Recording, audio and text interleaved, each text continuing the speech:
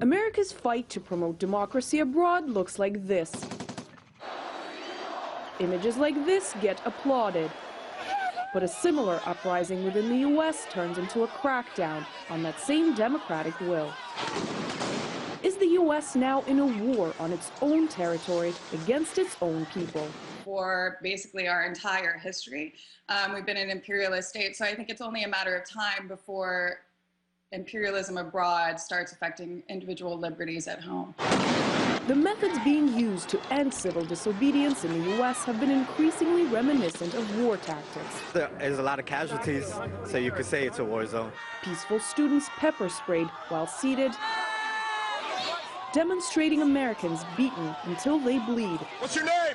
And even war veterans injured into unconsciousness. Our police forces have been militarized. They are working more in cooperation with the Pentagon. They're buying and being given military surplus equipment that has been kind of designed for use in war. And this is something that leads to treating the public as you would treat an enemy.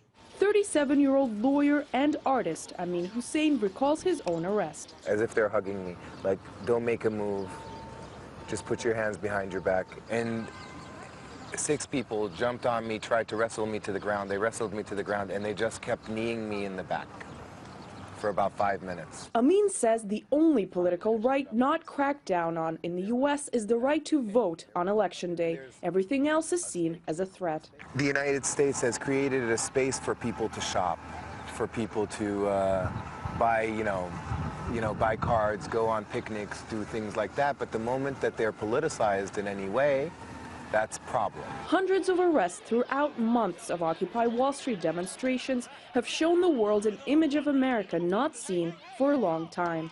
An image authorities have tried their best to hide by demanding special credentialing for journalists covering demonstrations and evictions. I have DCPD press passes.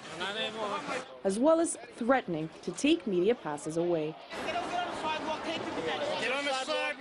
We're seeing this pattern, and it's very disturbing, and a lot of reporters aren't seeing it because they are getting thrown out of the action and being arrested, and this is something which is outrageous also.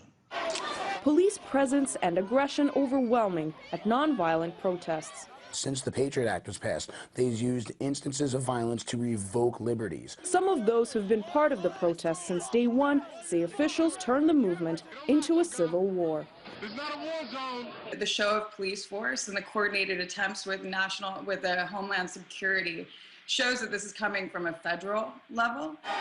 Even with the use of militarized tactics on the rise, those fighting for change are not planning to give up on their battle. The police overreaction and the political overreaction only emboldens us, only strengthens our resolve. And many are saying the real fight is yet to come.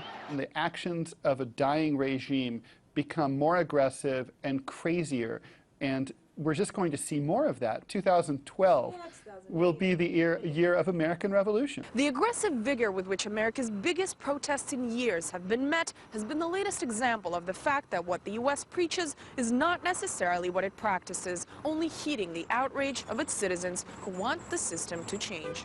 Anastasia Churkina, RT, New York.